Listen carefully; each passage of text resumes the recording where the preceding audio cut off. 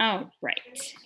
Okay, now I'm gonna have everything set. So we're gonna go back to the blog. And again, whatever your blog looks like, that is decided on your website theme. So what I'm gonna show you is on the individual blog posts, that's where you set what categories are. And let's get into the test site. No, hold on. Zoom is being goofy. There we go. Share here. So on the blog, so you're under website, you're under blog, and you would make a new blog post.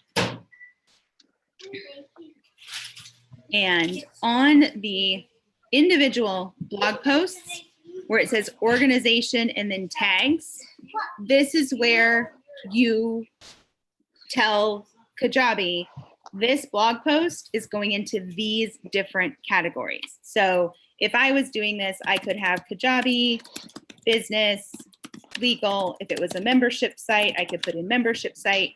So those tags live on this blog. When they show up on the blog itself, they're listed as categories. So that's where the different blog categories live. Sabrina, does that answer your question? Okay, so I don't have to create a category. That's No. where it sorts it and puts it together based on whichever post I put. Okay, all right, thank you. Yes. Yep. That is how you do it. Anybody have, well, we're hanging out here on the blog. Anybody have questions about anything blog related? Yeah, Elise. So I was trying to keep up with you. You're saying that the tags that go in that organization block, could you explain again how you type those 4 or 5 things in? Like, where are you pulling that from? I'm just typing in. So I could type in recipes and hit enter. I could type in fitness and hit enter. It's whatever words you want to put in there. Is it because that's the name, one of the names in the blog posts? Well, it's how you separate out the blog post. So I actually never did my blog post. Somebody did those for me. So I'm kind of retro doing this. So let's go over to, we'll go to my actual blog because I don't have enough on the test site to show this. So on my blog, so this is tamsenhorton.com/blog. On the, can you guys see that? Yes. Okay, Kajabi, or Zoom flipped over. So right here, see where it says topics? Yes. These are the tags that I typed in on different individual blog posts.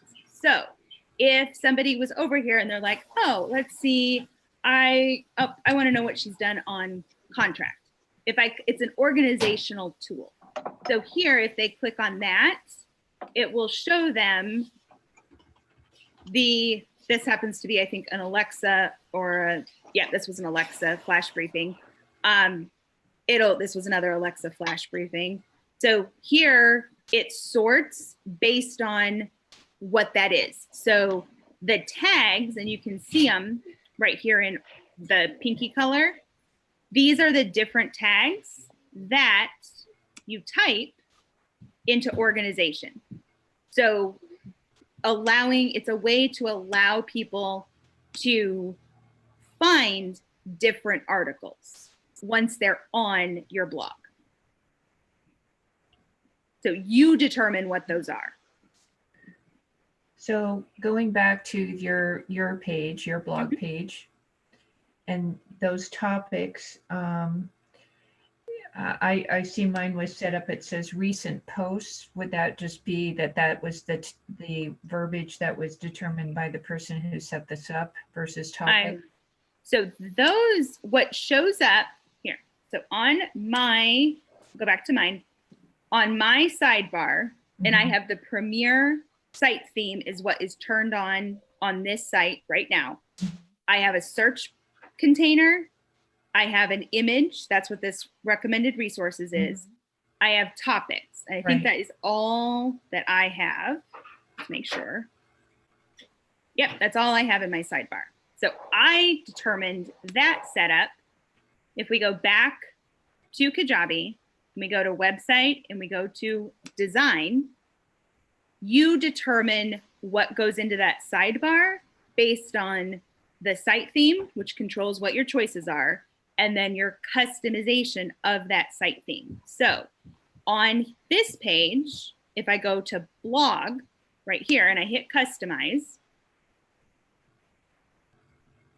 that is going to open up my building dashboard, and this will determine what can go in the sidebar. So whoopsies, careful, sweetie.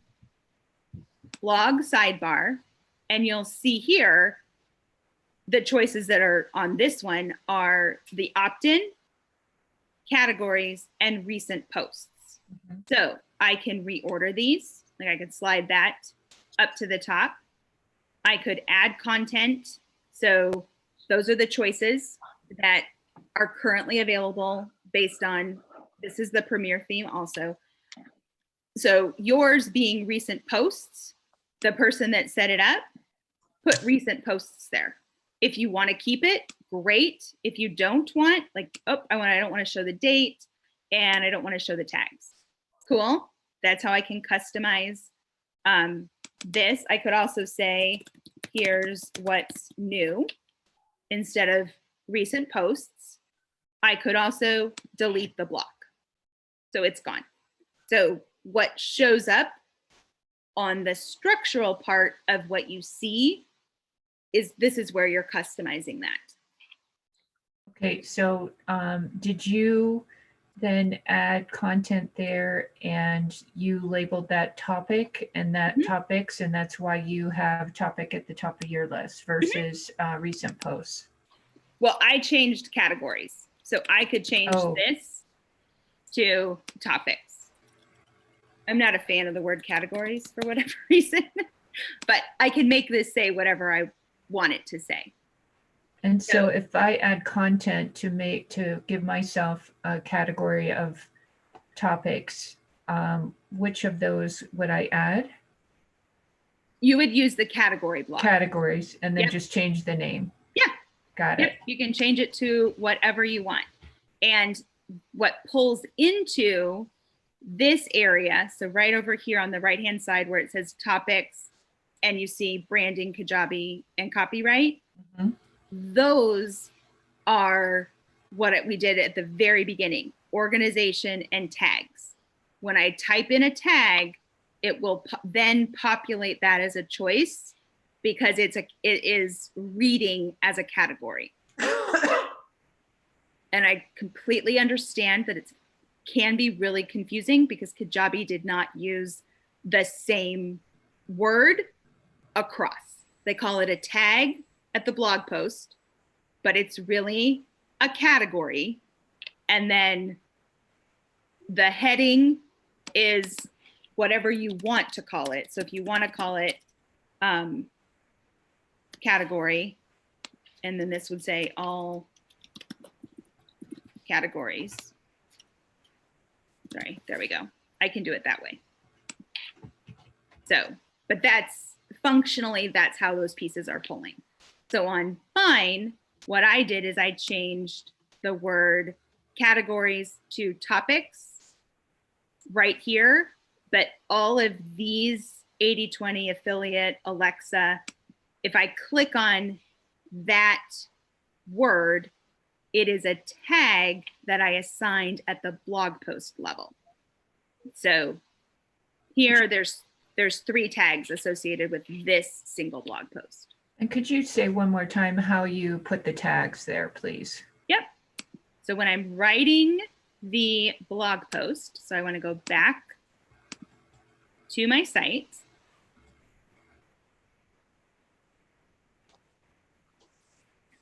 And I'm going to click on blog. And you can use your blog for any kind of content. I rarely write a blog, but I will put my YouTube videos on the technical blog. I put the podcast on the technical blog. So you can use this for any of the content that you want to show up on your blog page. And we'll make this published. Testing, showing how to add tags.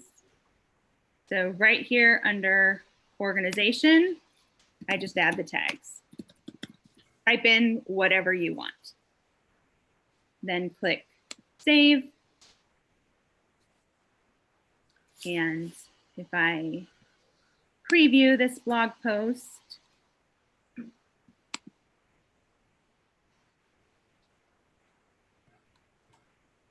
there's no content. That's kind of hard to read. But I can click on these.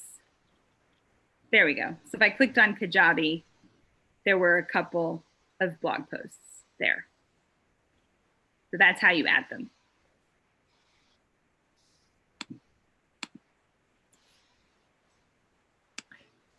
Is the I'm sorry, I'm still not getting it. Is the tag coming from perhaps a word in the title of my post that I'm choosing and putting that as a tag category? It's how your people would expect to find content. So if I was Tanya, so Tanya does fitness programs. Hers could be fitness, it could be strength training, it could be recipes, it could be let's see, stretching. So it's the categories that you organize your content for your people. Oh, okay. So do I create that in the organization box for each post? Yes. Gotcha. If you don't put anything, so if I take all these tags out like that, the blog post will still show up in its linear how it was published. But it's very hard for someone if they were trying to find all the articles that I'd written on strength training, that article would not pull in if that tag wasn't there. So this is how people can find the content. Now I get it. It's about the content that's within this blog post that you're saying, hey, it's related to stretching. It's related to, got it. Yes. Okay. Light bulb went off. Yep. So if we go over here, let's see if I can click on, let me just get to the most recent ones. If I just click on blog, it'll pull up the most recent one. We can see, so here, this was the training we did on offers, products, sales pages, and how they all fit together. It has to do with business planning, landing pages, offers, products, sales page, standalone pages, and whiteboard.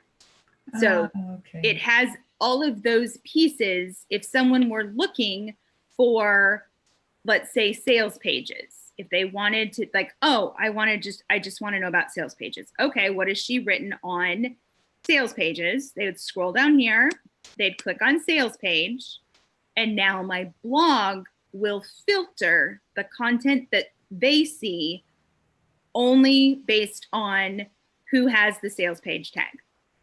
Gotcha. Okay. All righty. Got it. Got it? The other question while we're on that subject is I went in last night and every place that I could find to turn off show the date, but I'm on my website now and on my homepage under the blogs, it is showing the date. I'm wondering if I missed a spot where I need to turn that off. You could have, or there is, depending on what you used to build it and when you built it, Kajabi is currently showing the dates, even in the instance, like I have all my dates turned off. but there are a couple of Encore pages that I built that I put a blog section on, and the dates are still displaying. So Okay. it is. Mine are saying February of 2019. Mhm. So would that be prior to having the choice of choosing a theme that didn't have that date in the blog post section? I have no idea because Okay. there's a lot of different dates at play. There's when you turned the theme on, when you published the blog post, where it was published, and a bunch of other pieces. Gotcha. Okay. My goal would be to turn those off if possible. Yeah, what you go, the one place that you always want to check is under your design tab. These are where all the controls are for site pages. So blog is site pages. So if I go into the blog section, the tricky thing is you can use site pages to display as part of the site experience. That's what I do. I rarely use, except for library login and the blog. So under blog, this is where you go into and you just start clicking. You go, okay, the blog listing body, show date, show tags. Yep, I'm going to turn those off. So you go into that and you check it off. But Kajabi, there is I don't want to call it a bug because I think they're building out different pieces. But even when these are unchecked, dates can totally show up. Okay, because I did go in painstakingly and remove all those, and it's still okay. Nope, you went to the right spot. All right. You went to the right spot. Tyler, did you have a question?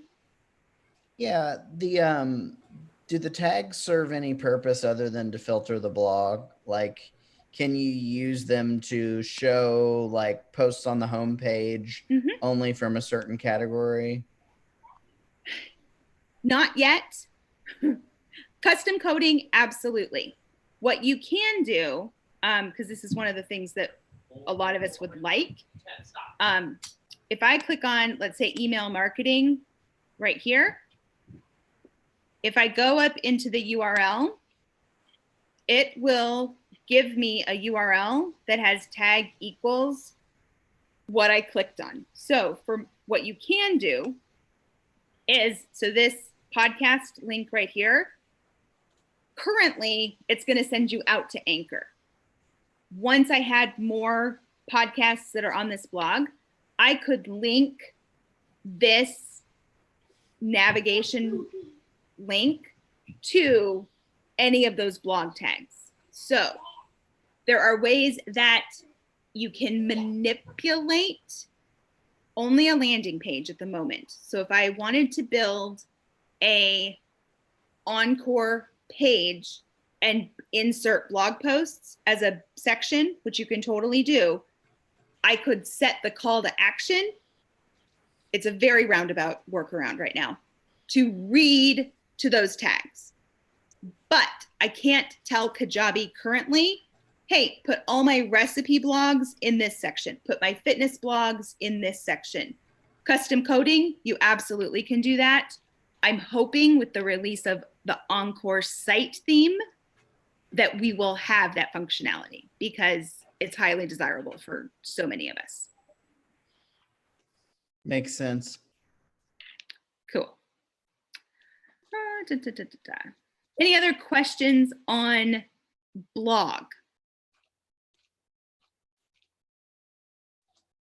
All good? Okay. So let's see. Okay, Elise has a question. Can you review the bare minimum landing pages we need to create? So far, I understand this. Opt-in lead magnet page. Thank you, lead magnet. Sales intro. Thank you, sales intro. New York City. Thank you, sales New York City. And then the offers to me. So yeah, let's do this on the whiteboard. So when you're doing the infrastructure, is whiteboard here? Nope, gotta join. Hey, Hey, Emily. Hey, Feta. I'm gonna get the whiteboard logged in real quick.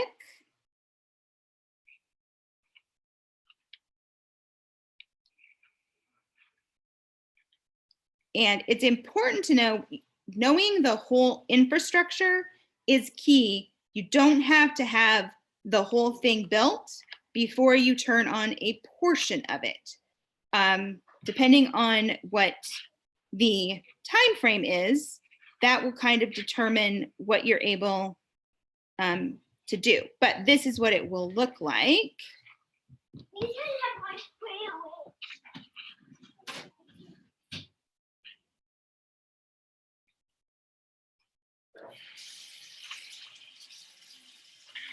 There we go.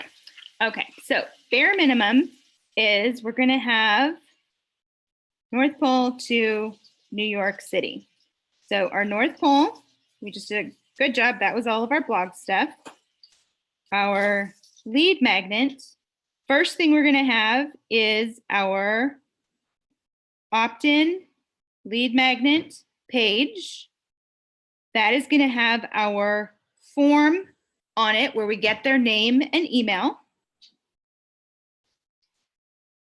When that is submitted, what they will see is our opt-in lead magnet thank you page.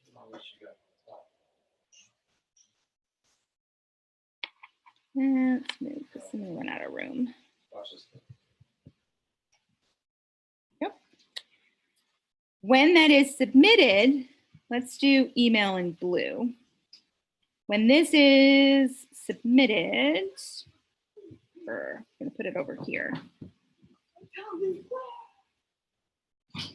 You have your email sequence, welcome lead magnet that fires off.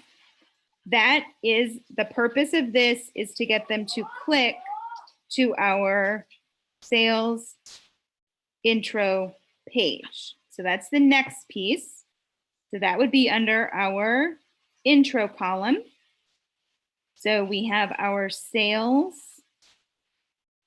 intro page.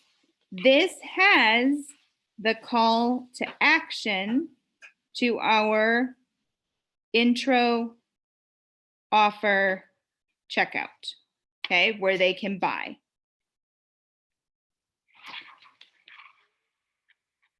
Everybody, guys with me so far? Okay, so when they purchase or when they click to the sales intro, so they've clicked, and I know this gets hard with different pens, so I'm going to try and do this as easily as I can. So this, they clicked on the link that you gave them. Okay, they receive, and you do this with automations, they receive the email sequence for the sales intro based on the information that you have on this page. The purpose of this is to buy the intro offer. That is the purpose of that sales sequence, okay? So I opted in, I need that page.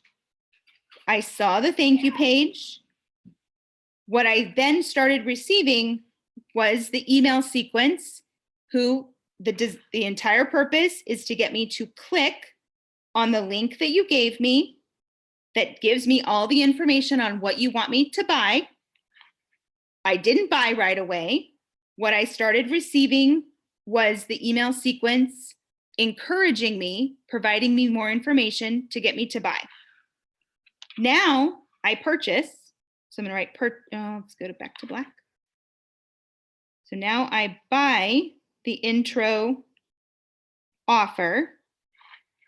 So hold on, let's do this just a second. Let's get this out of here. Let's put a check box, keep it consistent. So here's the box for the intro offer. This has its own URL. When I buy this, the sale is complete by the intro offer. Again, using automations, it's going to trigger an email sequence to buyer intro offer. What I'm going to see is the intro offer thank you page. So at a bare minimum, this is what you would have as part of this sequence, setting something up. As you're starting, you can have just this stuff. Sorry, you could have just this lead magnet. So I've set up the lead magnet. People are opting in. They're getting the thank you page. I technically don't even need to have this turned on, because if I'm getting it, I want to build my list while I'm working on my other stuff. There's no need to keep it behind a closed door. Not at all. You would have done your North Pole to New York City, so you know where you're sending people. At a bare minimum, I can then use email broadcasts to maintain and build the relationship. So I need a way to get their information right here. I'm driving traffic to this. So whatever my read magnet is, whatever my North Pole, I'm driving traffic to build my list here. I can then just use an email broadcast to keep that relationship going. Because if it means, if building all of these other pieces is going to take me another, I don't know, let's say 6 weeks, that's 6 weeks you need to be building your list. So I build this page, bare minimum, and I use email broadcasts while I keep doing these other pieces. So you need an opt-in page. Thank you for opting in. A sales page for your intro offer, the intro offer itself, and the thank you page for the intro offer. That's what I would say is bare minimum. Questions?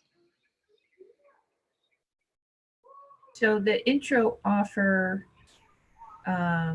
page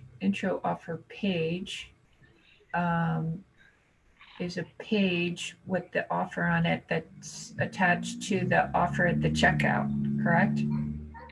The sales intro page has the CTA that goes there. to the offer checkout page. Okay, so that's not another landing page. No. It's a page that goes to the checkout page. Yeah, the offer Gotcha. checkout is where they can enter their payment information. Right. Yep. Okay, gotcha. Then, as you have time, as you're building out the different pieces, then we'll use green as our secondary. Okay, so green, we'll call this secondary. This email sequence, and this is where it gets, you let Kajabi do the heavy lifting. This is why to set, when people set up, even using something like an established pipeline, there's typically 1, maybe 2 or 3 emails. It's not enough of an infrastructure to convert the bulk of your audience. These email sequences do that. So email sequence, if they don't click, so they never click, so they don't see this sales page, they never did what you wanted them to do, you want to keep nurturing that. So when this sequence would finish, then it would move, again, all done with automations, to nurture And then it's the same portion. It's the welcome lead magnet. We're just continuing the relationship. It has the same purpose. We want them to click and see the sales page. Let's say they never click. Okay, never, they're not moving. No clicking. No clicking. That's okay. Now they just go and you're going to catch them with whatever newsletters you're sending out. Whatever your communications are that you're sending to people, that's what they would receive. As part of that communication, you are likely going to keep providing invitations to the sales intro, because that's what you want them to buy. That's part of this. So when you're inviting to the sales intro, okay, using our automation, let me go. I like to use this for my automation. So that's an automation. That's an automation. That's an automation. This is an automation. This, oh, no, not turning off.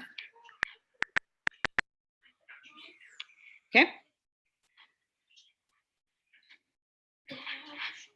When they receive your newsletter, so let's say they've been on your list 6 months and they're getting the newsletters and they finally decide to click for your sales intro. In your newsletter, you've included the automation that when they click that link, boom, it's going to trigger this. So by having your path established and you know exactly what you're doing, now is how Kajabi really starts working for you, because every action you're taking supports your infrastructure and you don't need to change it up all the time. Questions? I have a question, Tamsin. Yeah.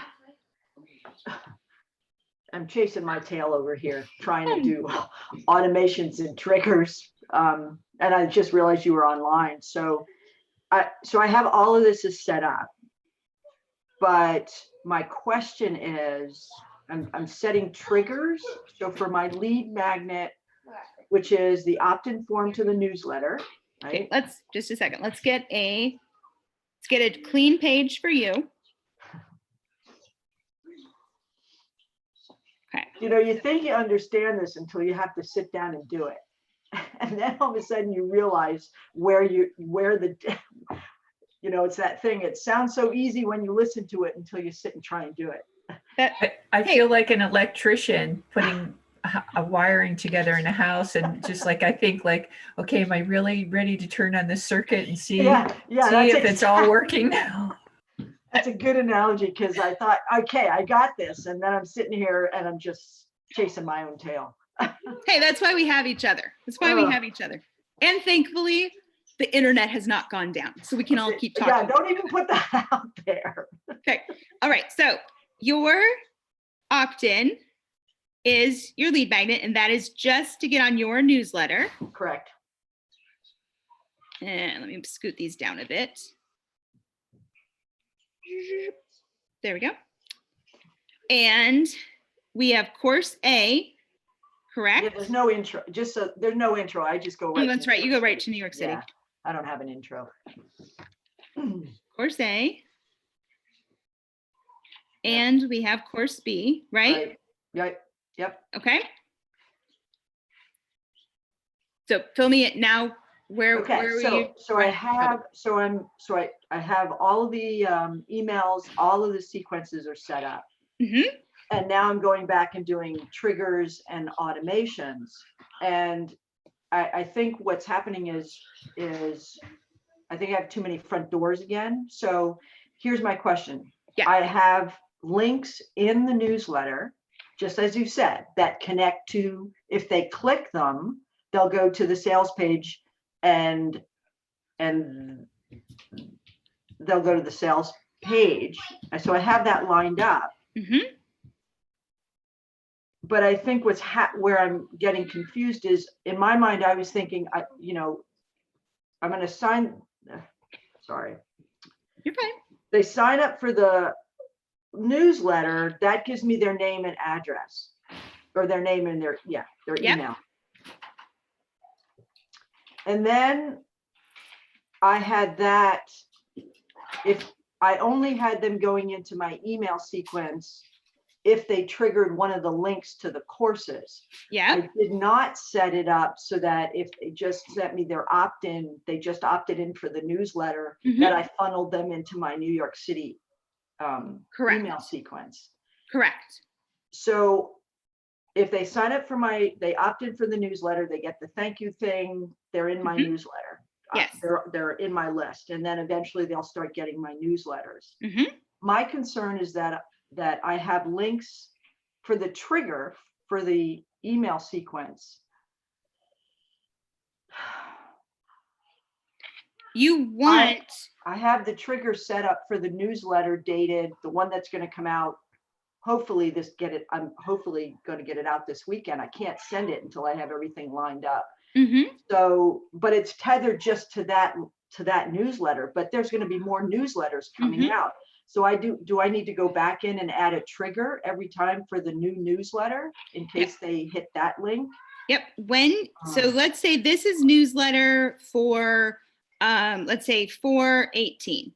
Okay. Yeah, that's right. Yep. So 4/18, you write your newsletter, Yep. you have the link Yep. and the automation, which will pop over to Kajabi just so everyone can see this too. These are automations that when the link is clicked, then subscribe to email sequence sales intro for A. Okay. Sales intro, sales. So you, Emily, for you, we call it New York City A. Okay. Because you don't have intro, you're not using this. Okay. That goes Yeah. away. So for you, it's email sequence. And for you, it's welcome New Right. York New City. York City, lead magnet, New York City. Yeah. And then it's that's right. A. Okay. Yep. Same thing with B. It's the email sequence. Welcome New York City B. Okay. Right. That gets triggered. Those sequences take off. Now let's say it's 4/25. Okay. 2020. Next newsletter comes out. Right. So we write our newsletter. We have the URL for A. Yeah. We have the URL for B, and this is for our sales pages. Okay. Right. That's what that URL is. So we're doing that same exact thing, which can I just a second? Let's see here. Oh, you guys will hear me scream for joy if this works. Oh, I know what you're gonna do. Oh my gosh. Come on. Can I paste it? Okay, got it. Wait, do it again. Oh my gosh. Copy. I know I saw it. Copy. Okay. How do I paste? There you go. You got it. Okay. It's the little things. Oh my goodness. It's the little things. Okay. So there. So each my husband's giving me grief. It's the little things. Oh my gosh. Really, it is. So yes, each time you are sending your newsletter, Yeah. you are putting in that trigger. Now, Okay. let's say, you know what, you're like, hey, I'm not running it right now. So now it's whatever you can choose. So let's say 5/2/2020. You decide all you want to put in.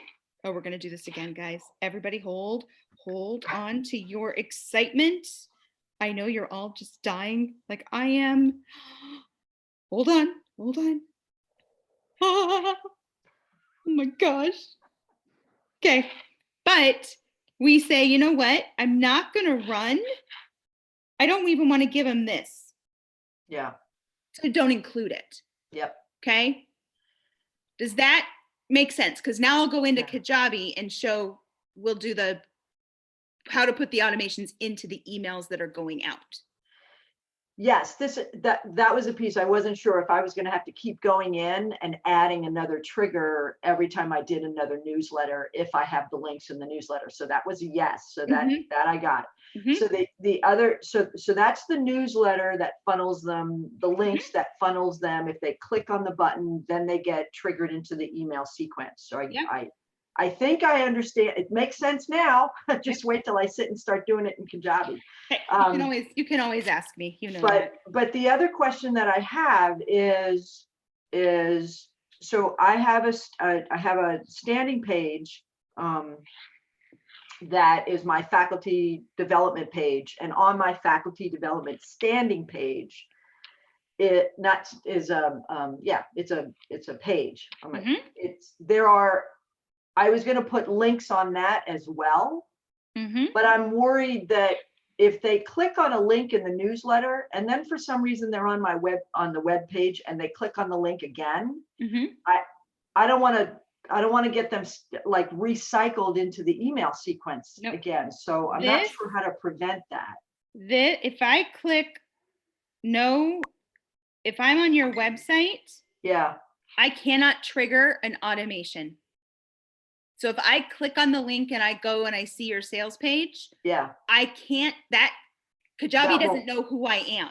I can't set an automation based on that behavior from the website. And let's say they opted into came in from your opt-in and they do it twice. I have people that do this all the time.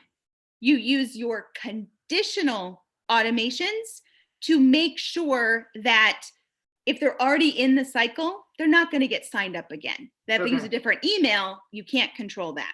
Right. I said, and I have most of the people in my database are in there 2 or 3 times. I have no idea who you are. You're not getting the real email. Oh, I kind of like who you are. I'll give you the semi-good email. Oh, I really want to buy your stuff. Here's my for real email, Tamsin. So, but that's my audience. Your audience as physician assistant faculty, they're likely to hand over their real email. Not worried about that. But clicking behavior on a website, I cannot set automations on that. So you don't have to worry. If they're in this sequence, they've triggered this, and then they happen to wander over here and they look and they go, oh, yeah, I want to buy this course. They could click on that URL and go straight to your offer checkout page and buy it. Right. Because the automation that you already have turned on is when this is purchased, these sequences get turned off. You're right. So yeah, I know, that's why I tell people, do not, if you try to do anything without knowing North Pole to New York City, it doesn't work. Because even when you know my North Pole to New York City, it gets confusing. It definitely gets confusing. So so really what's going to trigger the email sequences right now should only be whether the links in the newsletters are clicked. Absolutely. Is that correct? That is correct. Okay. And that's my front door. That's what's going to get them to the email sequence. The front door is them signing up for my newsletter. Yes. This is your front door. Yeah. That is your front door. That's it. Get on the newsletter. That's it. And then the newsletter is where you can set your triggers. So if you go into Kajabi, pop over into. So real quick before you scoot out of that, well, I can ask. So Emily, I had a question for you. How are you, what is your read magnet that you're using to get people to opt in to get your newsletter? So I publish a blog, either an article or I do an ad on LinkedIn. I also, and then for the people that are in my newsletter, so mostly LinkedIn. I do ads and blogs on LinkedIn.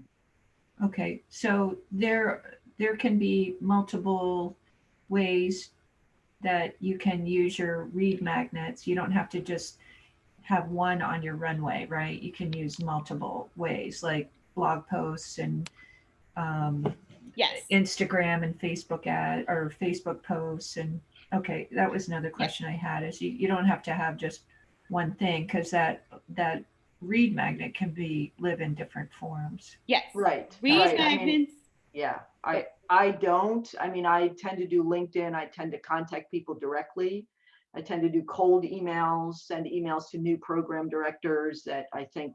So I have a pretty tight North Pole, but right now it's working because I have a very targeted audience. So for all of those things that Tamsin is putting there, all of her, wherever her reed magnet is, the only place she sends them is to this front door. right? And that's a URL for that opt-in lead magnet sales page. Yep. Correct. And then so that gets embedded in, like, for instance, a podcast. Is that like you're putting a little blurb somewhere in your podcast sharing that, oh, if you want to join my newsletter, here's the link. Okay. Yep. Same way with your YouTube, all of it. Yep. It's just that one single URL that you're popping Yes. into everywhere you can. Yes. This Gotcha. is key when you are starting the business, is a single front door. My home has one front door. I can give 80 people directions to my house in 80 different ways. That's North Pole. That's fine. But they all have to come to the same address, URL, and the same front door. Once they are in my house, now I can, as I mature as a business owner, as my systems are built out, then you can start moving people around. But until you are meeting your baseline metrics, it's one of the biggest mistakes I see across the board. And heaven knows I made them myself, absolutely, for sure. Trying to, oh, well, let's see. Do you want this door? Do you want that door? Do you want this door? Do you want that door?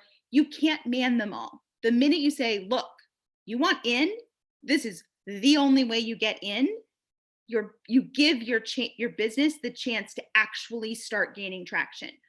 Once they're in there, yes, there's a couple different ways, if you want to, and if it makes sense, to start, doing different ways of testing one lead magnet over another, but not until you're meeting your metrics, for sure. So yes, Emily can talk about it anywhere she wants.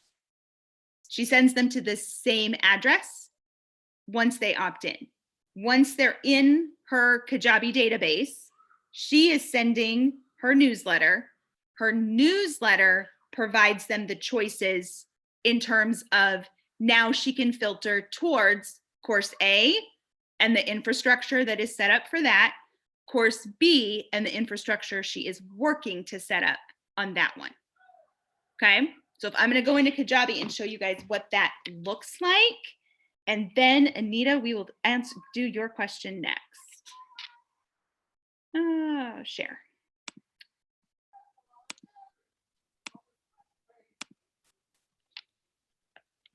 Okay, so I'm going to just use one of these emails that I have already in here. So again, you're using, in Emily's instance, it's her newsletter. That's her trigger. So on her weekly, we'll put today's date. So we'll say that this is, come on.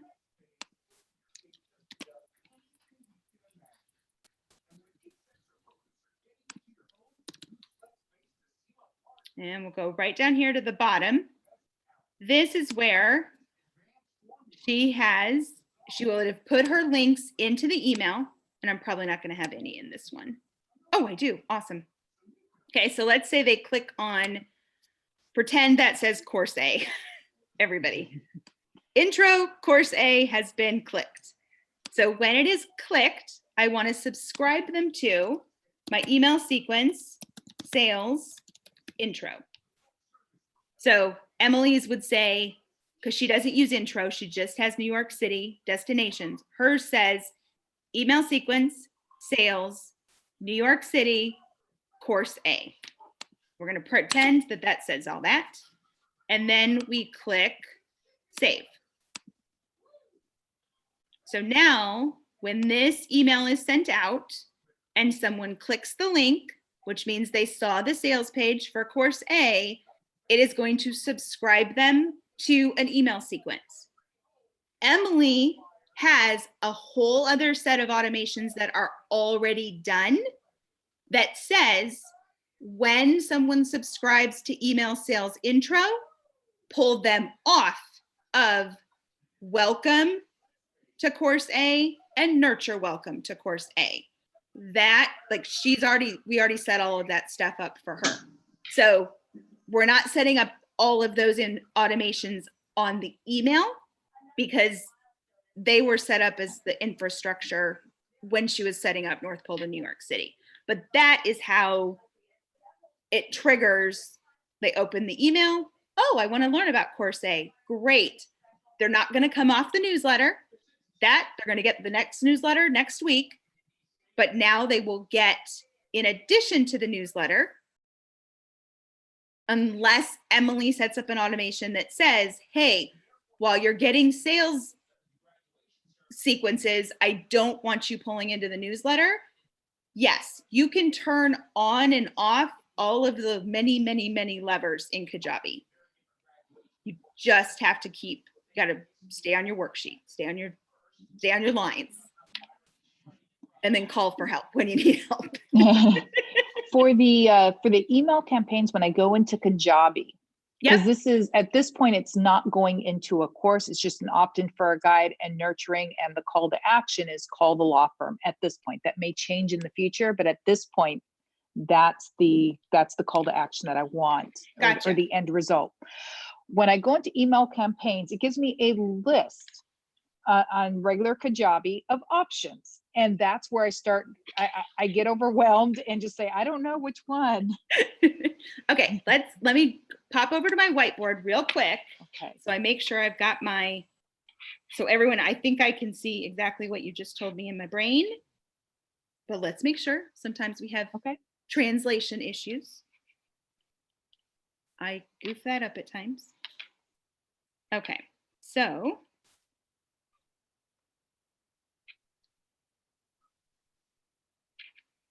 yours is call the law firm, right? Yep.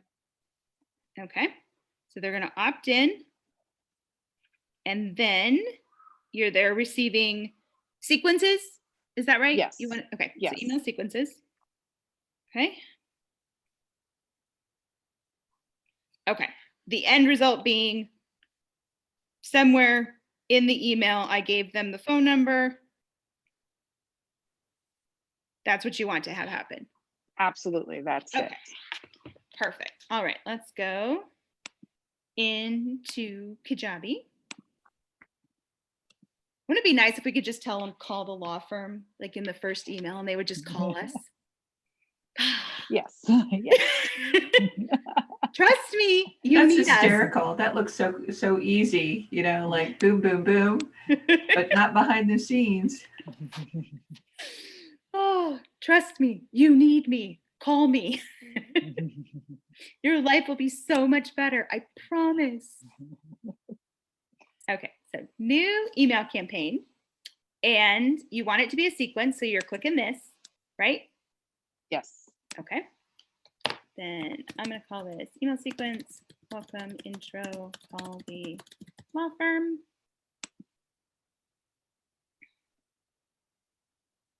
Okay. So now walk me through where I can help. Okay. So when I get to this, now from on the whiteboard that you drew, Yep. they have already opted in. So this is the first email, or does Correct. this? Okay. And Yep. that was part of my confusion. I was like, yep. This the would opt-in? be, okay. This would be, they've opted in, and this is the first email. So if I want it to go out right away, I change it to day 0. Boom, goes right away. So here I can say, thank you so much. Looking forward to sharing our law firm with you, whatever you want to say. So here you're confirm, yes, you opted in, here's what happens now, and then whatever Okay. whatever the messages are. So Okay. that can come in, come in here. So we click save on this. Just like that. And what kind of stuff are you sending them in the messages? Are you So so the opt-in for the one that I'm building out first is because I do trust and estate administration, it is a guide when somebody, and I don't mean to sound gruesome, when someone passes away, what needs to be done immediately, what can be done in the first week, what can be done in the first month, and what needs to be done within 60 days. Just a guide to walk them through. Yep. And then the email sequences give them more information, how to be prepared when you meet with the funeral director. If you have a trust or a will, what do you need to do with it? When you go through the person's house, what type of items are you looking for that are really important that you will need going forward? What type of actions can you take and can you not take? If you're not the trustee or the executor, and you know this, Tamsin, because you're in that space, you have a estate planning background.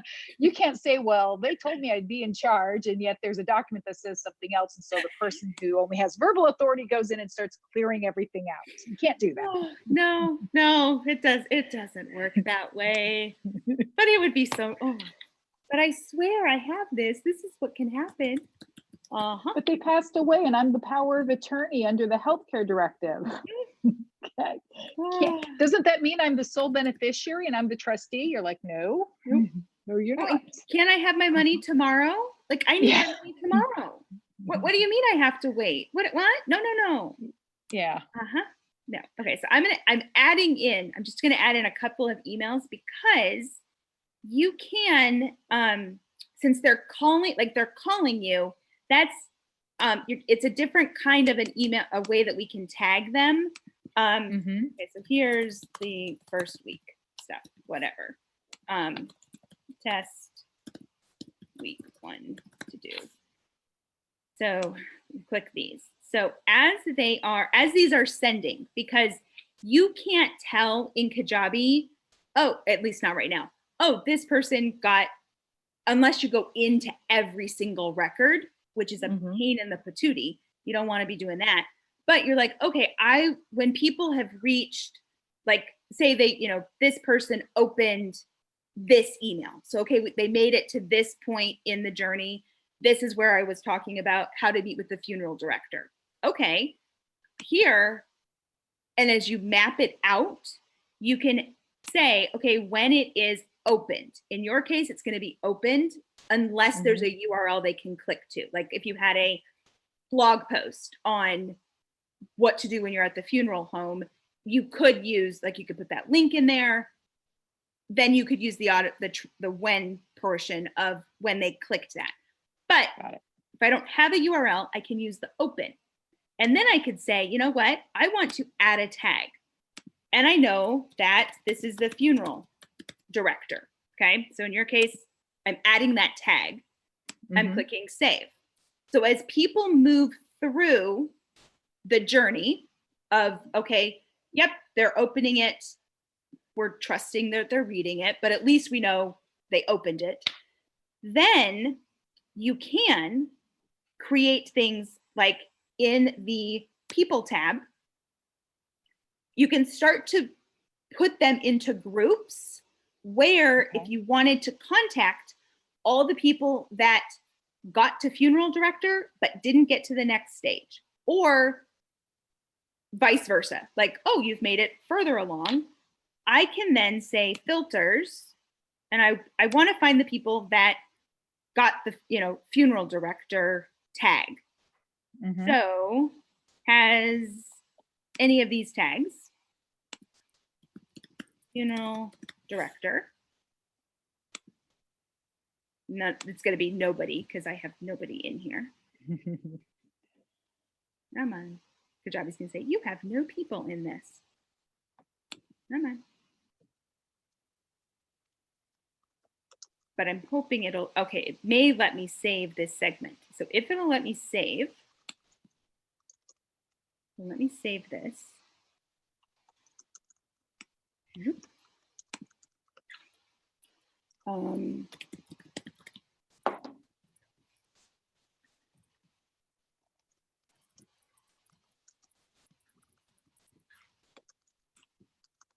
You're going to have much better words for this. This is not. No, but this is very helpful because it gives me an idea. Like I said, I'd go and I'm like, I don't know what to put in when you do the ifs and thens. And I was like, I can't picture how to set that up. So this is very helpful. Thank you. Now it'll start to put these, like put your audiences up here. The cool part is when you draw out your timeline for, okay, here's the messages I'm sending as part of this sequence. When people are moving forward, especially when the call to action is call the law firm, I may want to send an email broadcast to the people that made it to this piece. Like, okay, you made it to here, but you didn't open the next one. Let me send a message really targeted, talking to you people. I can also find all those people, so I can run a report in a way here. The nice thing is, in going into marketing, all of the audiences that we make under people will show up as being available for email campaigns. So when I go into email campaigns, and let's do a new email campaign. Let's say I wanted to send a broadcast. Like, okay, I've been talking to you. You opened this, but you didn't get any of my other tags. All right, let's circle back around. Now, and I'm just going to use the classic editor for ease of keeping this moving. So classic editor is your basic text. It's not the pretty,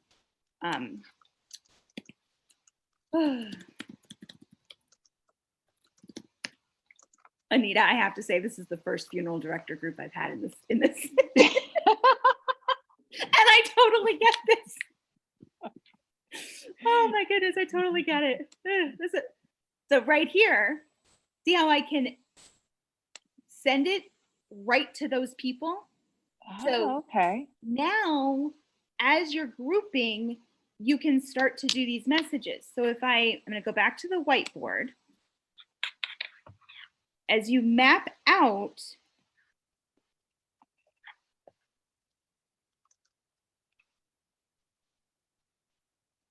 how the pieces are coming into play. So let's have a timeline. Okay, so here's the timeline.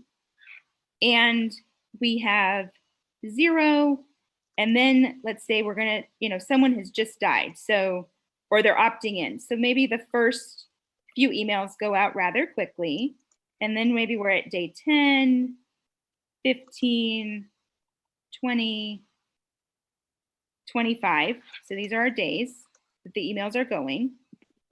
And then we know what's the topic. Like, what am I talking about on these different portions? And where appropriate, what's my tag? So let's say here was our funeral director tag on day 4. And then, let's say it was cleaning out the house, for day 10.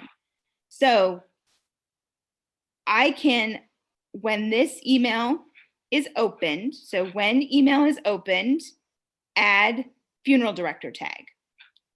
When this email is opened, because they've made it further along, I can say add clean out the house tag, remove funeral director tag. So I can move them exactly where I want them to be, so that the people that are here have the clean out the house tag, because I know, okay, they made it to day 10. I added this tag and I took this tag off, all in automations based on what you've set as the timeline. You can do exactly what people with URL links would be doing, you know, going to a sales page for an online course. You can do exactly the same thing in just a little variation of it. Does that help? That does. That absolutely helps. It makes it crystal clear. And I appreciate you showing me on Kajabi's site exactly where to go and how to do it. So thank you. You are so welcome. Yeah, it works. It works so well. And as you and I both know, very few law firms do this stuff. So it lets you, I mean, it lets us leverage our time so much better as they're going through. I mean, the customer service you can provide is just off the charts. And this is going away from my original question. That's okay. Can you do this?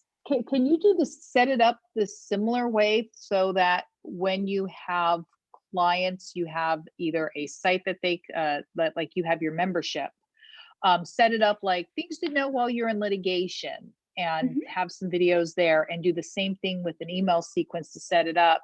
This is what discovery is. So you're not having to explain it to every single client every different time. Yes. Yes. Oh, nice. Oh my gosh. Yes. Absolutely. Cotton picking. Yes. Yes. Yes, absolutely. So you can set it up strictly as email sequences so that, and if they're in your, like you're in Kajabi, you know, like, okay, yep, we have a new client, they opted in, or we're putting them in, you can manually add tags. So I can add a tag to, let's say, litigation clients. So I can add that tag to the person with the automation.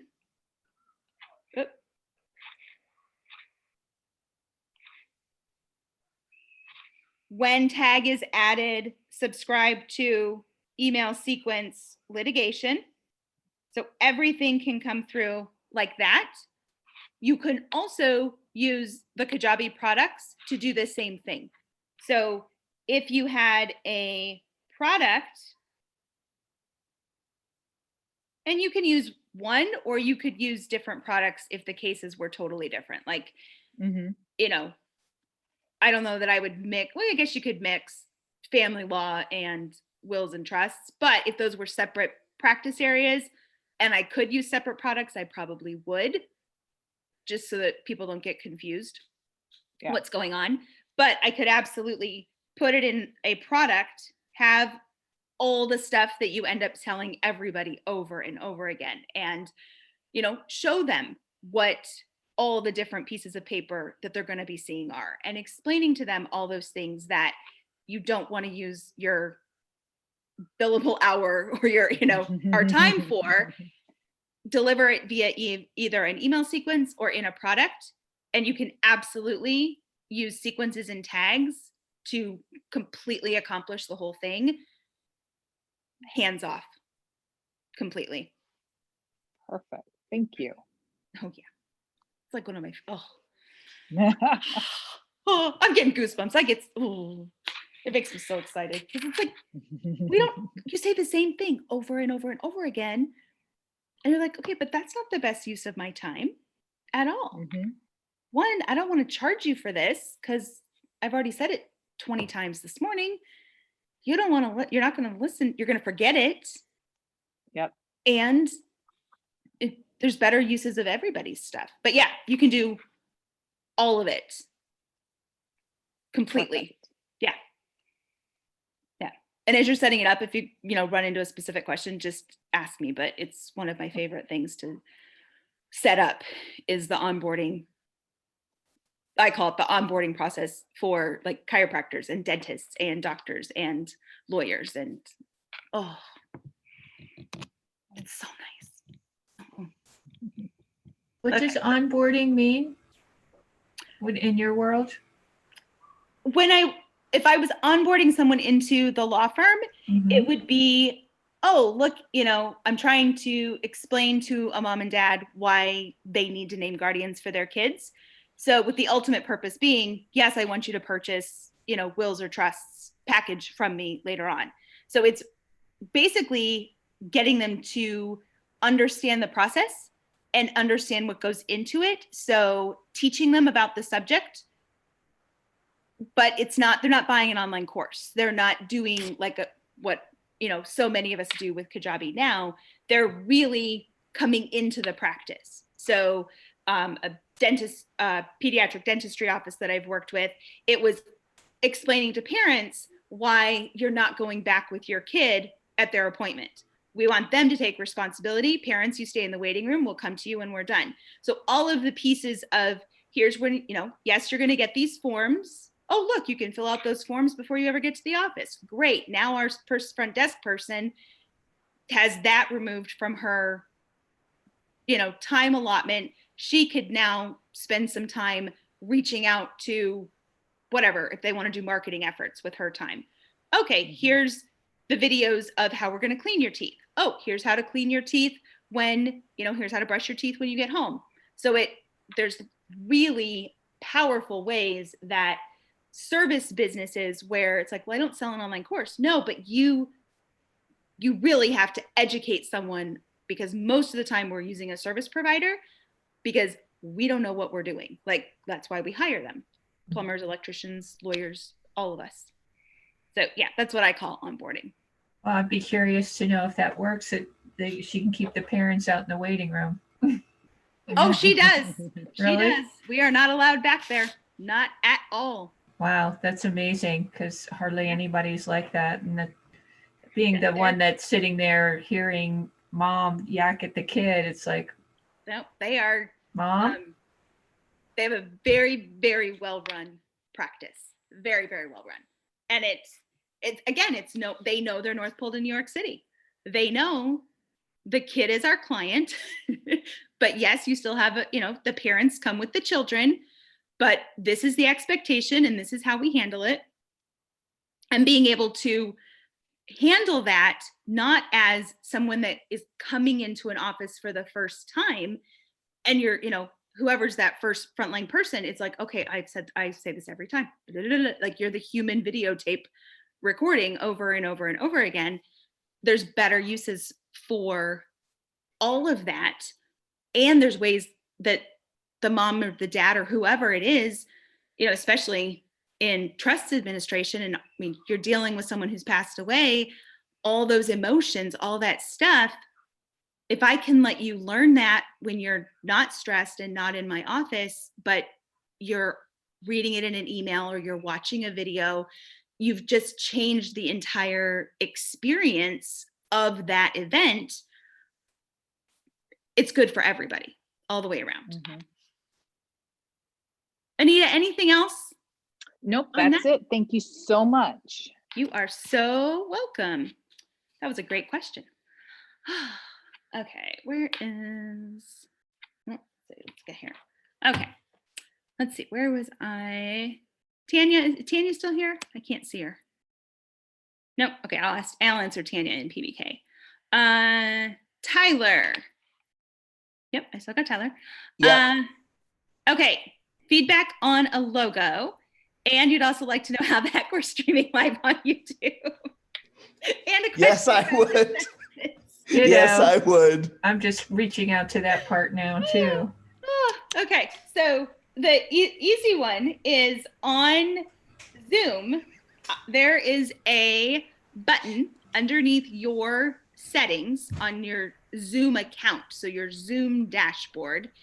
And if you turn it on, it'll say live streaming. You can live stream to Facebook, Workplace for Facebook, or YouTube. So once that's turned on, then when you're on your call, so once I'm on Zoom, under the More button, I click that button, I choose where I would like it to live stream to, click the button, go through whatever, the screens are. Facebook screens are a little bit different than YouTube, and then it will stream to YouTube. And once it's on YouTube, if you click underneath your videos, and you'll have a choice of uploaded or live. You click on live, and then you can put it on your playlist. You can adjust all of your metadata, and yeah, it's awesome. I Who love it. knew? I know. I know. So you have to pick one, which is Yes. Okay. Yep. If you do something like StreamYard or even Ecamm, you might be able to do multiple platforms, but from Zoom, you have to pick one of those three.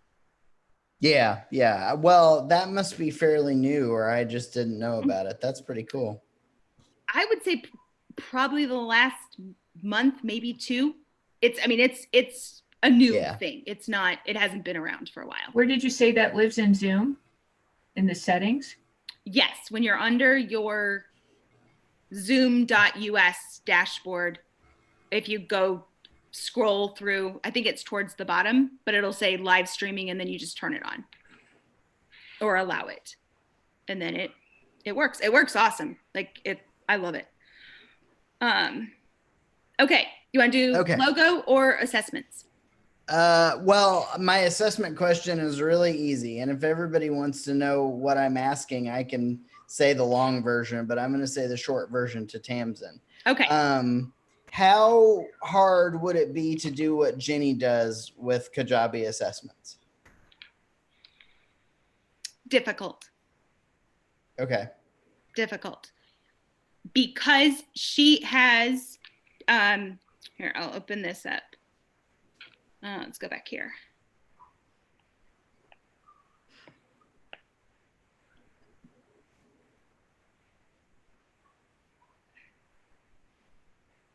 Okay, so Tyler's asking, it's a quiz.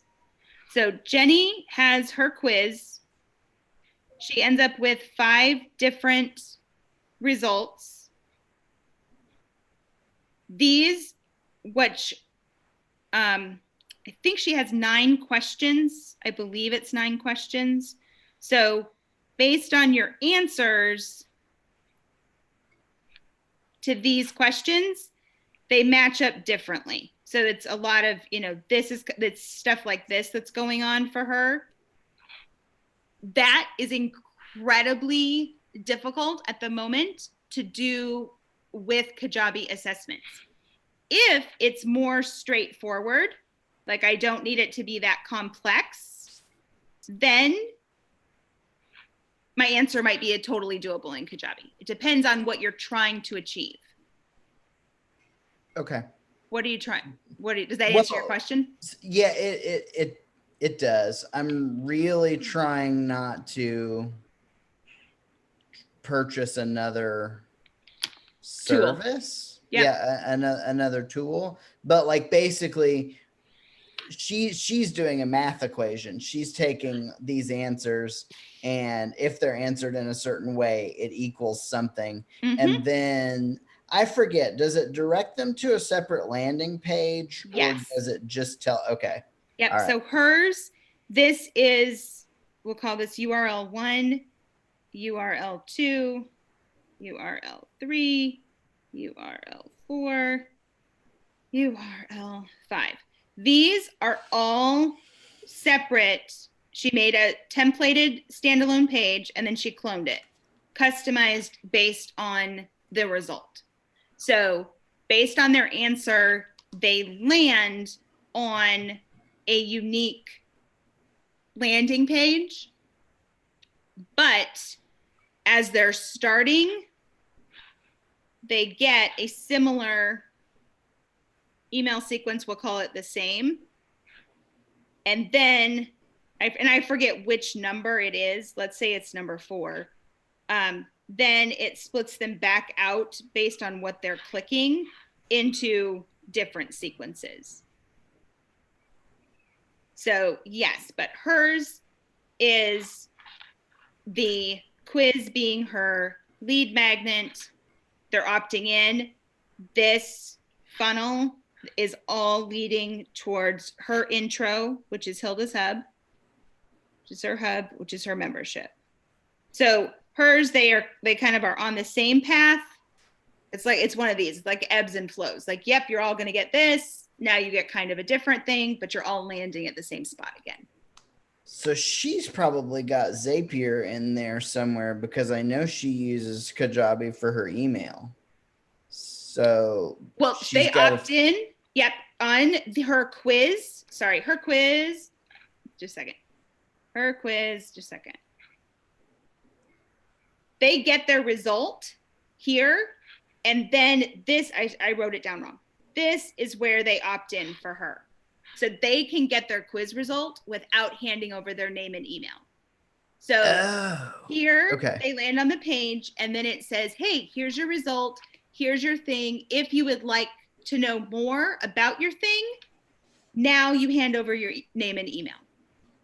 Because she feels like I do. I hate taking a quiz and then you hold my results hostage until I hand you over my email. And we just personally hate that experience and we bounce. Like, you make me give you my name and email to get a darn quiz result. You are not getting my name and email. See ya. Love you. See you. Bye. However, I agree. Yep. So she moved her opt-in, where they hand it over happens after they've seen the page. And the reason that she uses Kajabi pages here is that those are all trigger the Facebook pixel. So when and if she ever wants to run retargeting ads for Facebook based on the page that the people hit, she can target them in Facebook because they're hitting a Kajabi landing page with her Facebook pixel turned on. So she could run a separate retargeting campaign to every Hilda type. Absolutely. Okay, got it. All right. Logo. Yeah. This is for the, let me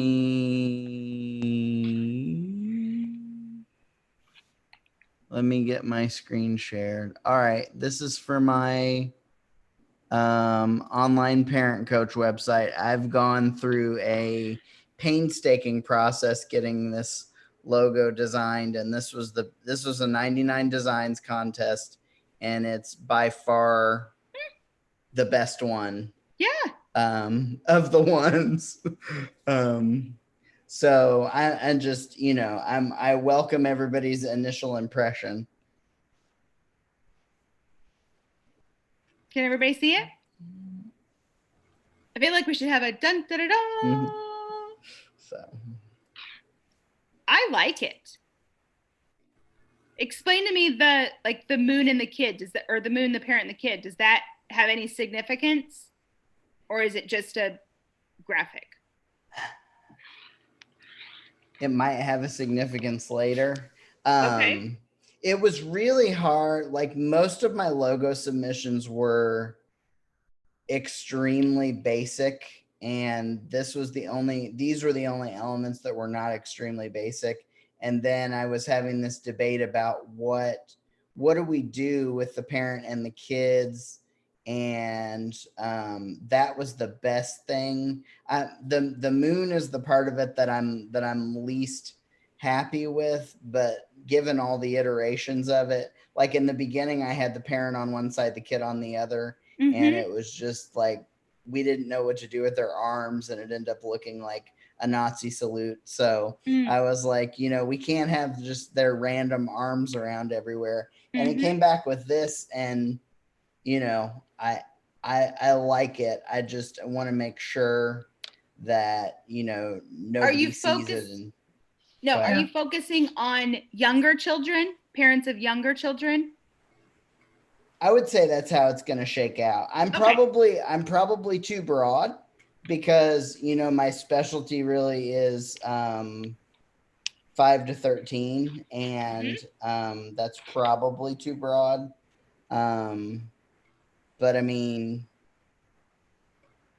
yeah, it's really hard to have a logo that doesn't look like it just came out of like early 2000s logo software. Can I ask a question about your logo, your business? I mean, sure. Looking at it for first time, not knowing you or anything about you. Sure. And I also work with kids, is because I get this asked from people who have coached me over the years, is it that you are coaching the parent to coach their children, or are you coaching the child directly with the supervision of the parent? It's me coaching the parent to coach the child. Okay. So I would, it's you coach. So I would probably maybe do something a little more that, that somehow to bring you in as the person that's coaching the parent, with maybe the child in the parent's lap or something like that. You know what I mean? Like you're talking to the parent, bringing you somewhere into that as the coach. That's an interesting point. You know what I mean? Because to me, this looks like it's the parent and the kid, and then like, where are you in the picture? Where's the coach? How does the coach part fit in? And what are you trying to solve for the parent? Okay. Ultimately for the child? Is it That's behavioral issues? Is it,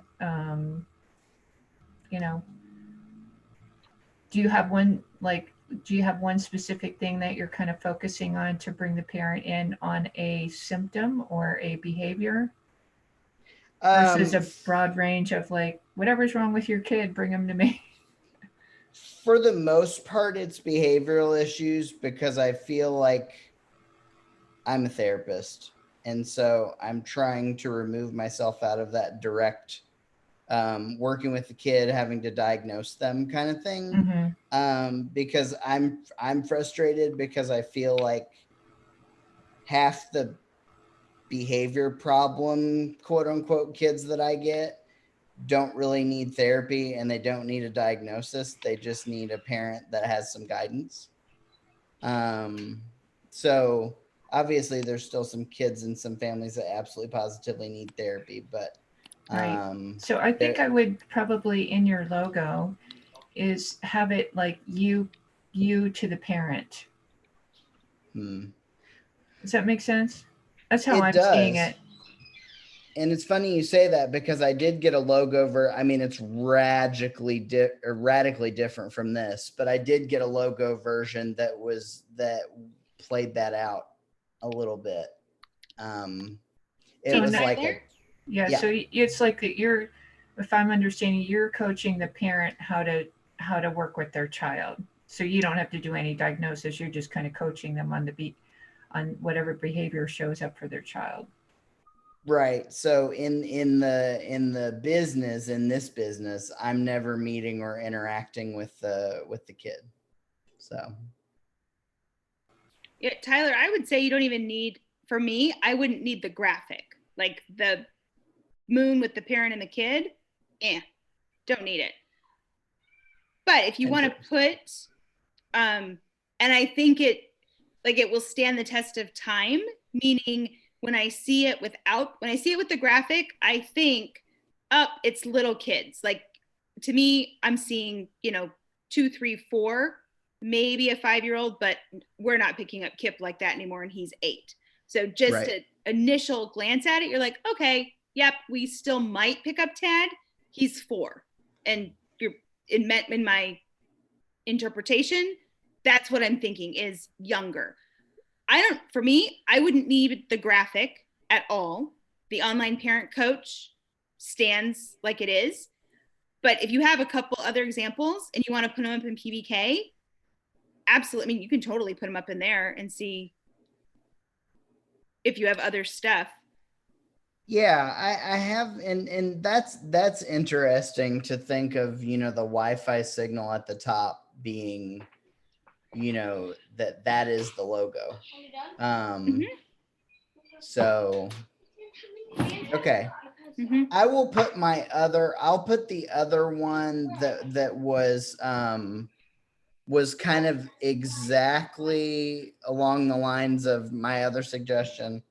I'll put it up in PBK, and maybe what I'll do is I'll add that onto there, and then I'm going to get the source file for this logo, so I can always chop off the graphic part or, whatever. Yeah.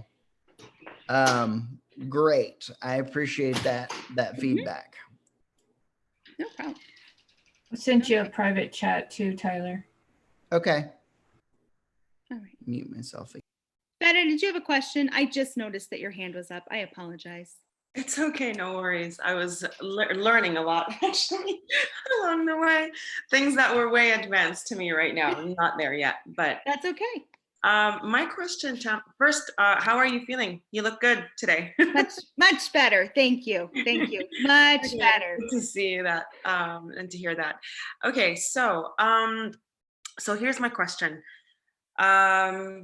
I'm working on creating a 4-week offer, bringing in 2 programs that I'm pulling from, and this is going to be, I'm calling it the Virtual CEO Kickstart program, which is for 4 weeks, where they will possibly get a step-by-step guide.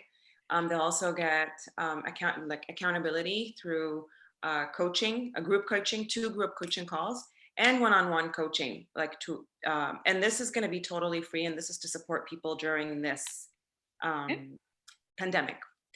Got it? So that's my lead magnet, correct? Yep. Okay. The way my North Pole, the way I'm thinking about it is that I'm going to be doing Facebook Lives and just posts talking about, my collaboration with this other business coach as well, and what we're bringing in. So it's like mainly social media posts. There's no blogs. I hate writing, but it's gonna take a long time. Yes. Same here. Same here. I'm struggling with the emails, just so you know, like it's hard. Okay. So yeah, so that's the lead magnet. And then it's kind of, because the lead magnet is so, it's very much similar to the experience that I'm having right now here with PBK pop-up group. So it's a high, I see it as a high value because I'm going to be there with them every single week for 2 hours. And then I'm also offering 2 hours of one-on-one coaching. So there's no intro. That's basically the intro. And then we jump direct to New York City. Okay, what's going to be New York City? So New York City is going to be the full mentorship program, which will include both high performance coaching and the business strategy through Brand Your Passions combined together. And it's going to be over the course of, 7 months. Okay. Yeah. So, and it's a mentorship program. So it's a mentorship program. It involves content like course, and it involves the one-on-one and the group coaching. Okay. Okay. Price point? That's what I'm trying to play around with. So I'm thinking, I'm not gonna, for the mentorship program, 5,000 plus. Okay. That's where I'm starting. Okay. You are really going to need something in this box. Even though they're in the in that phase? Well, I'll say this both on personal experience and on observation with hundreds of other businesses. If I, as part of the pop-up experience, said, okay, cool, now you can jump over here to Blitz Build, that's the price point. We're right over there. I would have 1 or 2 people, because you always have what I call unicorns. They bounce straight through everything you have. They buy everything you have. Okay. They go, no problem. Unicorns are rare. So to build our entire business model around the unicorn is risky. So more likely is, as part of this pop-up, so you're going to need somewhere mid here to hit before you send me $5,000. That's a big jump between those 2 places. So for your conversion piece, I would really have something in this block. Simply because, if I opened up PBK and I'm like, hey, there's no PBK, let me use a different color ink for me. So here, PBK, Right now we're at 59 a month. Mhm. If this wasn't here and their only choice was to go over here to the 5,000, people would say, hey, I loved this. This was great. Thank you, Tamsin. That was fantastic. I'll catch you on YouTube. Okay. It's going to be a really hard jump to suddenly be in an intimate relationship at a very high price point for a very long amount of time. That's a big, they're just making a big jump. Unicorns jump it. Not a problem for my unicorns. Don't build a business model around the unicorns because they would jump without sales pages. They have, I always, I like to explain it as they come with credit cards in their horns, and they pay. You don't like, oh, all you need is an offer checkout page for most unicorns. They just hand it over, they buy, all is good. Mhm. The majority have to have a lily pad to hop to. So having your pop-up experience, which I think is fantastic. I mean, I enjoy them. I think they're incredible in terms of people can see what they're really getting into, what it really is about. You've given them time. They're not fighting against countdown typers and disappearing offers and all that, anxiety of purchase that can travel with things. Mhm. What could you have in this piece for the people that can't jump this far that fast? Okay, so I'll tell you where I'm kind of stuck in here. Maybe you Okay. can help me out, because we spoke about this last time, and I do want to jump into, I want to start with a membership. So definitely the membership makes sense to be there. But because the experience I'm offering at this point is I'm also facilitating the business strategy using somebody else's business strategy, basically, that I've personally been through. So I'm not quite sure how would I, put that. So far, I know that my other colleagues, this is kind of what they're doing, but they're no success yet around doing that, to be honest, to sell it that way. And that's why I thought this is where I'm gonna, do the pop-ups and start working with people. So after the 4 weeks, though, I won't be able to sell the business strategy program.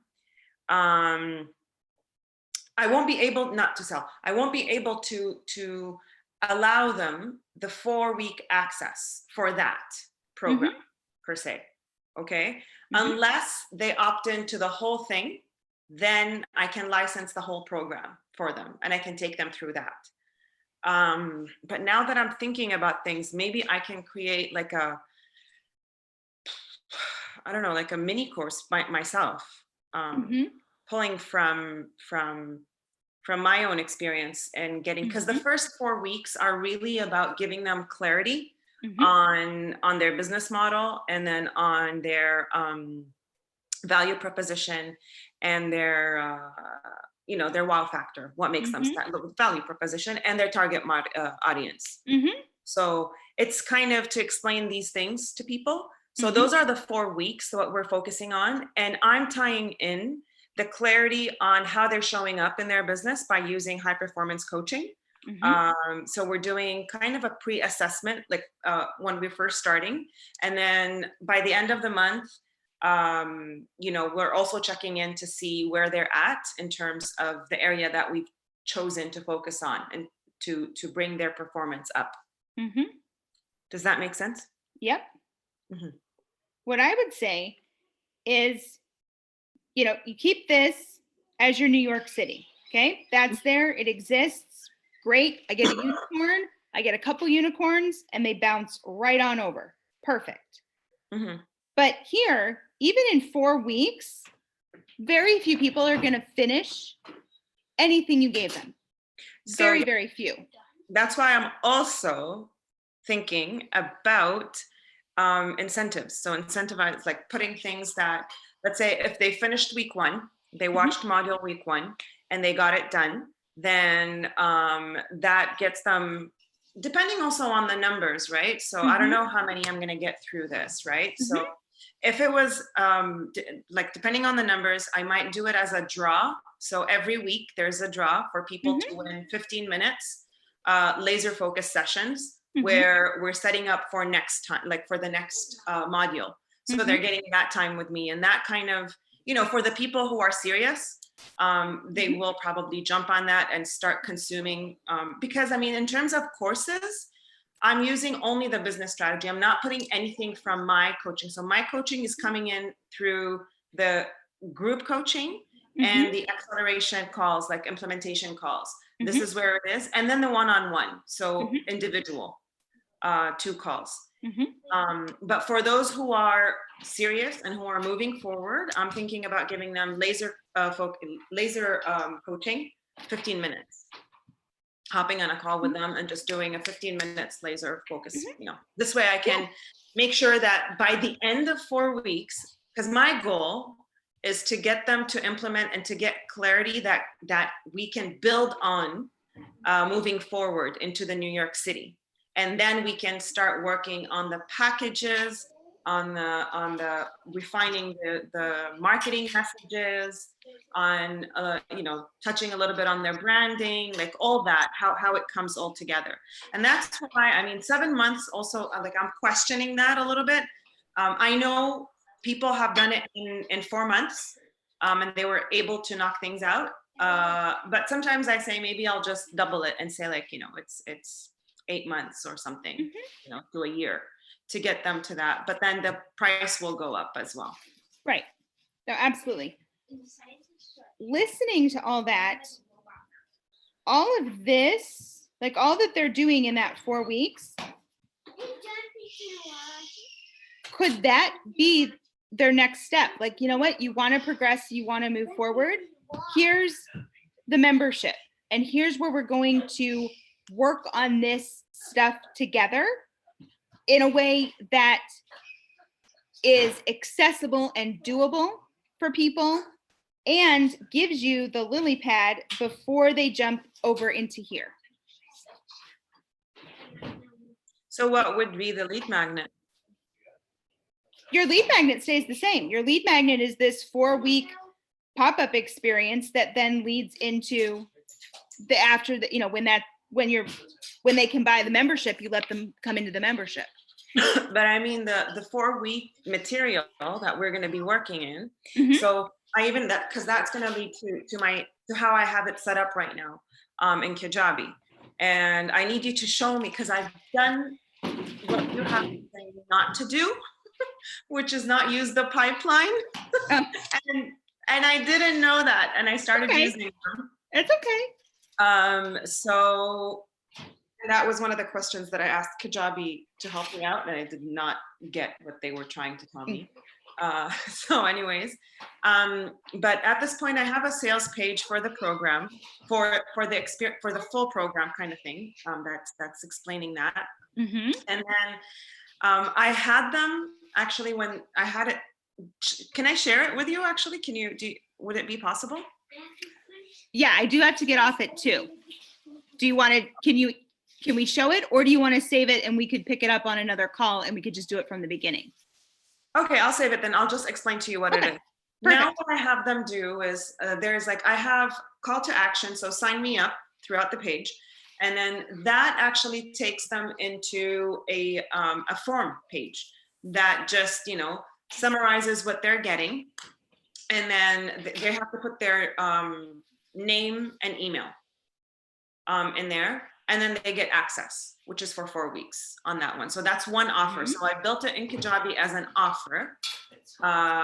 And once they do that, I take that information and I plug them into the system where I'm using my affiliate link, which is the for Brand Your Passions. That will give them access to the first 4 weeks in the business strategy session. Okay, so when they click your affiliate link, if they purchase, this is what it's reading from, correct? Say that again. No.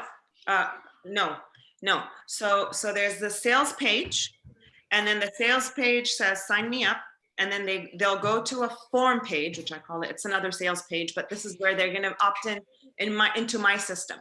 So Yeah. so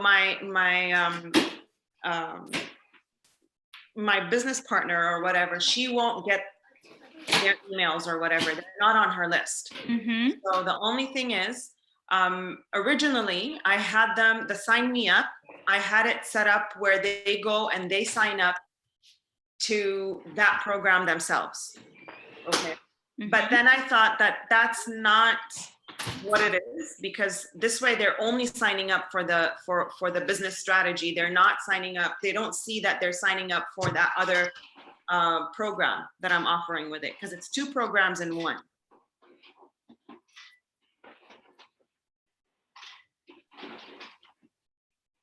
Okay, so that,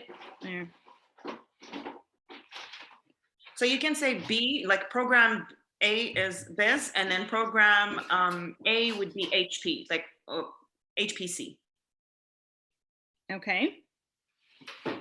So the combination of those 2 created a newer, like more.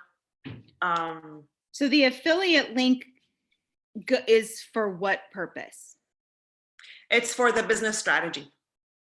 Which is program B? Yes. Okay. So technically, But are they buying anything? I thought that. No, they're just opting. It's just for them to opt in. So it's an affiliate link, but you're not getting money off of it. No. No. Okay. Or it's not no money or not an affiliate link. Well, it's an affiliate link, but if they choose to upgrade after the 4 weeks, and to get the whole program, which is including the business strategy, the mentorship program, business strategy plus one-on-one coaching, then at that point, this is more of a licensing. So I don't know if we would call it more of as an affiliate, but it's a licensing fee that I would be paying to that business. And then that's not an affiliate. That's okay. So yeah, probably it's okay. So we're not going to call this don't call it affiliate. That's what I thought, but because I don't know, we have it on our dashboard and it says our link.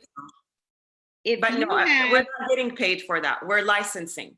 That's how it is. It's a licensing fee. Okay. So you pay the licensing fee to the person whose content it is. Yeah. If after 4 weeks they decide to purchase this mentorship program. If they decide to purchase. Yep. That makes total sense. Okay. I'm with you now. Okay, awesome. With you now. If they don't buy the full mentorship program, they go nowhere at the moment, correct? If they don't, they go nowhere unless unless they're not interested in business strategy and they're interested in just improving the quality of their life, and building their own leadership skills for whatever reason, then that's a program by itself. Okay. I would say spend a little bit more time with North Pole to New York City, because you need a block here. You've got to have something for the non-unicorns for them to jump. So I would say, okay, they sign up, they're going through, they're doing this 4-week experience, this whole thing right here. Great. At the end of 4 weeks, unicorns are going to say, yep, I'm all in. Great. Sign me up. Don't have to worry about those guys. It's all the ones that aren't going to hop that I want you to have a plan for. So what is the long-term, what fits in here? To me, your membership would make sense. They've spent 4 weeks doing this. Even if I can't use this content, right? Will she let you license it outside of this New York City? By itself? Yeah, it could be licensed by itself. It's just that, I can it could be just a business strategy. Someone is not really interested in the other thing and you're just, Well, if using you it can- there, at the end of the day, the licensing fee doesn't really change, right? Oh, if you can license this, then heck, bring it over here and have a lower price point that is the content and the group stuff. If I can license and use the content, I'd license this, hop it over here. And the difference between these two is really length of time, one-on-one attention, and the price point. But if I can use the content, as much as there are people that will finish, but in 4 weeks, especially people that are starting a business, growing a business, in that phase, 0.1% are going to finish everything. It's impossible, especially right now. Good grief, we're all home with our children and everything's crazy. They're going to be ready for more. So license this content, use it, create your membership, like create a space for them to continue working on past that 4 weeks. Make it so that it's not nearly as high touch as your New York City is, but that becomes a perfect extension so that when I'm in the membership, I'm in here because I continued on from where you spent the pop-up time with me. Now I'm in the membership, but I want more. Now I convert. Like now you've made it possible to have a sustainable ebb and flow of your person. Okay. But you're saying, if I do that, again, the licensing program, it happens in a way where, I don't need to create, like it's already hosted on her Kajabi site. Okay. So it's already there. So I don't know how that would look when I get someone's email and I'm opting it, like they're opting into that program where I need to pay the licensing fee to her. And then once that's done, everything that's about that program gets sent, like the emails and whatever, the drip emails get sent through her system. She does not get it. She does not get access to their emails, but like it's set up already. Like it's been done from her side. I don't need to set up anything from my side when it comes to that specific thing. So how can I do that with a membership site? That we will have to save for another day's discussion. I have a call I have a different call I have to get onto. But it will really depend on, short answer, it's really going to depend on how the licensing end is set up through her stuff. So let's save, we'll save this and that way we can like map it out and I can ask you really specific questions. Okay. And we can figure it out. Okay. Absolutely. I can't do it today. Yeah, no problem. But this was helpful, Good. Although I know that I have to start also doing it because there is a window. We got like, it might be just until the mid-May and I want, I want to give this opportunity to people. Yep. So we'll see. So maybe next week. Sounds good.